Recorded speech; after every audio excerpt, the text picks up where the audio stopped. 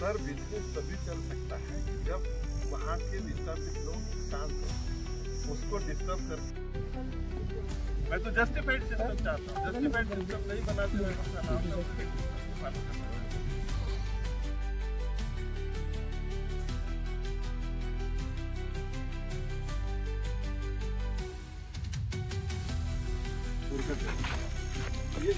मेरा पास मैंने गांव के बाहर के मैंने वो आपकी स्क्रूटिनी नहीं किया, आपने कोई केस को लिया फिर उसको स्क्रूटिनी करते फिर बात निकालते।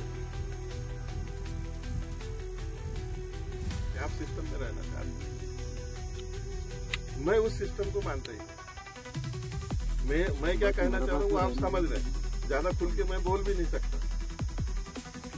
जो सामने हो तो और वहाँ से भी आपको कोई दिक्कत है तो साला मेरा नाम बस बताता हूँ। साला हम बिजनेस करने आए हैं तो यहाँ की शांतता भंग करके बिजनेस कर मेरा हो नहीं सकता। और साले तुम यदि मुझे एक्सप्लॉइट करना चाहते हो मैं बर्दाश्त करता हूँ ऑन बिहाफ ऑफ इनके। तो क्यों आप भी मत एक्सप्लॉइट हो, हमको भी मत करो। आपका भी शोषण नहीं होना चाहिए, मेरा भी नहीं होना चाहिए। मेरे पास जो काम है जो रख सकते हैं, मैं बताता हूँ ना क्या कैसे नहीं कर सकते, मैं बताता हूँ कैसे कर सकते। सारे जितने पॉलिटिकल लीडर थे उनके तो ड्राइवर भी दिए हुए हैं, वहाँ बहुत सारे लोग वो अनप्रोडक्टिव नहीं है। नहीं आपकी बात नहीं करना, मैं वो भी बता दूंगा आपको। ये फैक्ट नहीं है क्या? और मेरे लिए क्या ये दुनिया क्या नहीं है क्या? बहुत पुरानी है, बोलने का खाली अधिकार नहीं। तो वो सारी बातें मुझे तो होता है तो आपका भी आगे नहीं पीछे नहीं आपका बस कोई तो नहीं है। अभी जो रिक्वायरमेंट है वही बैठिएगा, बता रहा हूँ। तो बाकी लोग जैसे होता है आपका भी बता दूँगा।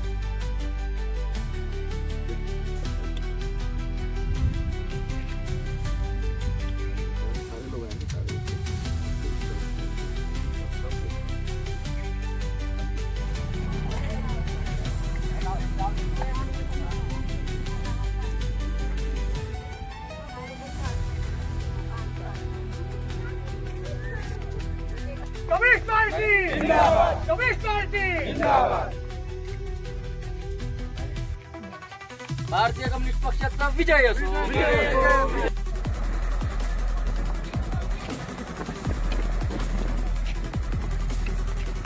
नोकरी आमच्या हक्काची, नाही कुणाच्या बापाची। नोकरी आमच्या हक्काची, नाही कुणाच्या बापाची। रोजगार आमच्या हक्काचा, नाही कुणाच्या बापाचा। काम कशाही प्रकारे चालू येणार नाही।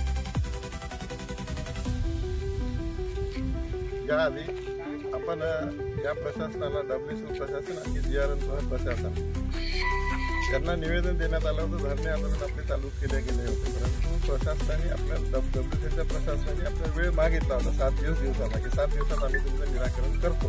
प्रश्न आपला तोच होता। प्रश्न हा होता की विस्थापित झालेल्या लोकांना तुम्ही नोकरीत समाविष्ट केलं पाहिजे, परंतु या प्रशासनाने यांच्याकडे जागा असून सुद्धा प्रशासन या लोकांना नोकरीमध्ये समाविष्ट करण्यात तयार नाही। नोकरी मागून लोक मागत काय? एखादा तात्कालिक रोजगार म्हणजे या कंपनीचं लाईफ जरी 3 वर्षाचा जरी कॉन्ट्रॅक्ट असला तरी 3 वर्षाकरता परमनंट नोकरी मागण्याची ही काही मागणी नव्हती। बरं यांच्याकडे व्यवस्था नाही अशातला काही भाग नाही, कायदा नाही अशातलाही भाग नाही। कायदा सुद्धा विस्थापितांच्या बाजूनी आहे, विस्थापितांना समाविष्ट करणे हे गरजेचं आहे। एवढी सगळी कायदेशीर तरतूद असताना वेकोली प्रशासन म्हणते आम्ही GRNला मागू शकत नाही, आम्ही त्यांना निर्देश देऊ शकत नाही। GRN म्हणते मी नोकरी देऊ शकत नाही। मग प्रश्न उरला जनतेसमोर की मी फक्त माझ्या गावातली शेती देऊन यांना रोज धंदा करण्याकरता मोकळं सोडावं का? याच एका धोरणातून आमची मागणी होती भाकपची की जेवढे केवढे विस्थापित झालेले शेतमजूर आहे, शेतमजुराकरता कोणतीही तरतूद तुम्ही केलेली नाही। शेतमजूर देखील विस्थापित झालेला आहे, मग या शेतमजुराला समाविष्ट करणे हे गरजेचं आहे। म्हणून मग ही मागणी निर्माण करून आपण आंदोलन करत आहोत। आश्वासन देऊनही 7 दिवसानंतर परत पुन्हा त्यांनी 2 दिवसाचा अवधी मागितला, पुन्हा 3 दिवस आम्ही जाऊ दिले। नंतर पुन्हा आज आपण 10 तारखेपासून भाकपनी यांनी शब्द फिरवल्यामुळे आपण परत एकदा या कंपनीला बंद करण्याचा निर्धार केला। आणखी जोपर्यंत आमची मागणी पूर्ण होत नाही तोपर्यंत काम बंद आंदोलन आम्ही करणं चालू केलेलं आहे। यात मुख्य मुद्दा असा आहे की प्रशासनाने देखील शासकीय प्रशासनाने देखील दखल घेतली पाहिजे। शासकीय प्रशासन देखील दखल घेत नाही। म्हणजे प्रश्न असा आहे की व्यवस्था ही संपूर्णतः कोॲग्युलेट झालेली आहे का, एकत्र झालेली आहे का? मग एकत्र होण्यामागे सूत्र कोणतं होतं? विस्थापित झालेल्याचा प्रश्न हे जर सूत्र नव्हतं का? सूत्र पैसा होतं का?